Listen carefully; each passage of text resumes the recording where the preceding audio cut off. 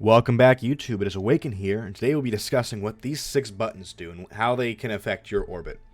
Now, these are always on your orbit, your nav ball here, and I want you to imagine them almost like on a cube, and each one of these symbols has a different side.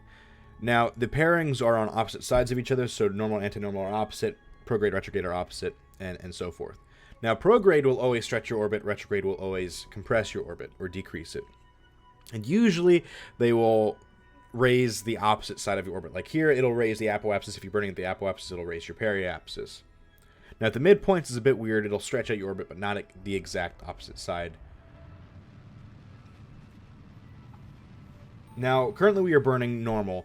Now, what I want you to imagine when burning normal and anti-normal is I want you to create an axis in your head from your spacecraft through the center of what you're orbiting to the other side of your orbital path. And a normal burn will always rotate it counterclockwise, and an anti-normal burn will always turn it clockwise, as we see here.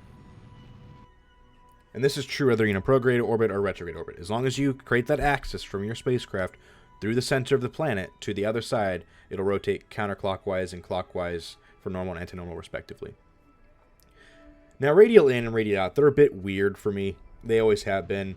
And I think they're one of the more complex maneuvers to understand how they work. But to keep it simple, radial in, it'll burn in a direction that is perpendicular to your path of travel, pointing inwards towards the planet or towards the inner part of your circle.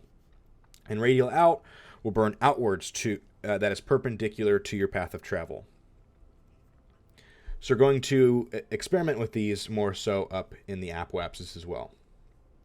So we're going to burn radial in first. Or no, this is radial out. This is radial out. So we will see our path of travel nearest our spacecraft turn right around the spacecraft. We'll have a zoom in a minute on this. And radial in will burn the opposite direction. Once again, picture your path of travel as a straight line, and it burns perpendicular either to the right or to the left of it. Or out and in. Out is away from the circle or ellipsis, in is towards the circle or ellipsis. So we are burning radial out here, and we are turning that path of travel right or clockwise around our spacecraft. And radial in will do the opposite.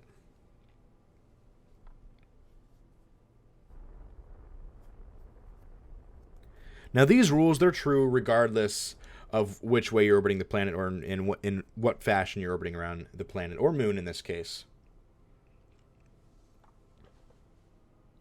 So we're going to get I believe we're going to zoom in again here. Maybe not. I'm not sure.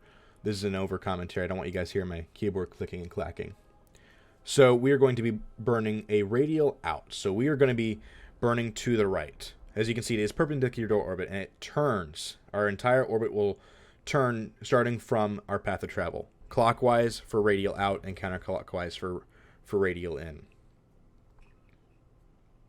It's almost like turning. Like if you're on a bike and you want to turn left, that might be, and you're going in a circle on your bike. If you want to turn left more, you turn radial in, and if you want to turn less, you turn radial out.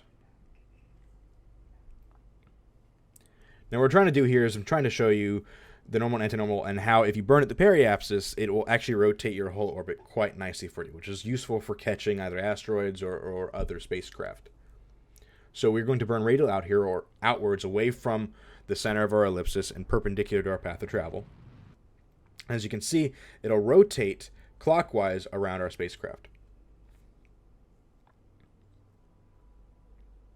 Now we're going to burn radial in, and it should turn it to the left or counterclockwise to our spacecraft. It'll turn our path of travel to the left.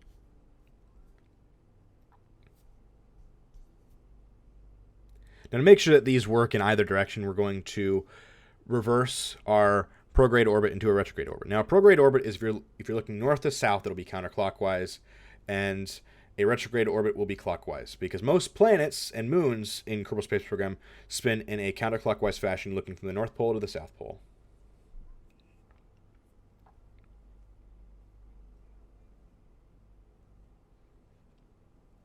So here we are about to flip our orbit, so we will be in a retrograde orbit.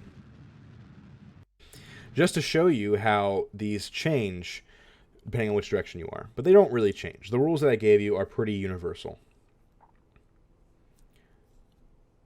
So we're going to burn radial out here. So I want you to imagine a perpendicular line to your path of travel, and you're burning away from the center of the circle. You're burning away from the circle or ellipsis, and it will turn this counterclockwise as it does here. And radial in, we are burning towards it. So we are turning right. We are burning, it'll turn the entire orbit clockwise around where you are. Now let's go to normal, and it should raise about 90 degrees or a quarter orbit. It's more of a quarter orbit than it is 90 degrees, but a quarter orbit ahead of you. Once again, imagine that axis that you created from your spacecraft to the center of the planet and then through. It'll rotate counterclockwise if you burn normal and clockwise if you burn anti-normal. As you can see here, we are burning normal and it is turning counterclockwise. And this is in a retrograde orbit, so it hasn't changed any of the rules. Once again, this will burn it. When we burn, it'll turn clockwise around the axis that you create from your spacecraft through the center of the body you're orbiting and the other side of your orbit. Prograde and retrograde stretch and compress the orbits as always. This has been Awaken, guys. Thank you all for watching. Please like, comment, subscribe with any ideas for extra content and so forth. And have a good one. Cannot wait to see you again. Bye-bye.